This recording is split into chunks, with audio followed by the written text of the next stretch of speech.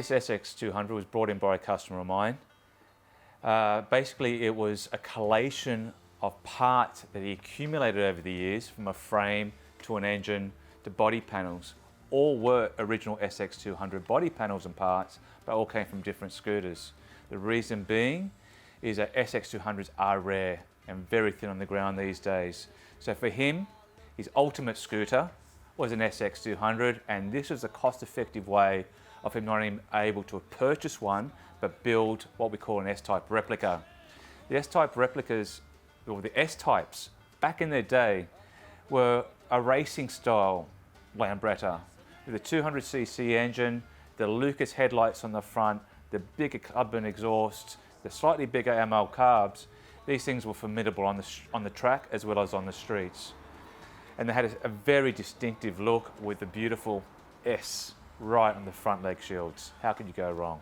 With a collation of parts, we laid them out on the floor, determined what parts were good, what were rotted, and what could not be salvaged at all. So majority of the parts, though were okay, weren't good enough to be used in a restoration. So the hunt was on for the last remaining pieces, which we managed to find. We scoured the internet, but mainly through close friends. The word went out, and lo and behold, the parts all arrived, and we're able to start the project. A dry build was done first to make sure the scooter did come together as per plan.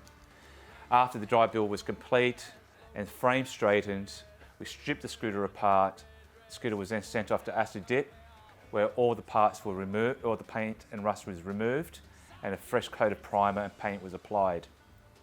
The engine was then completely rebuilt, and with new cables, new wire loom, new fork suspension, we put the scooter together, but not without its problems. Well, like all scooters, there's always a reluctance to be restored, and this was no exception. From the initial stages of trying to get all the parts together, which we eventually found, to getting her painted, to getting her back together.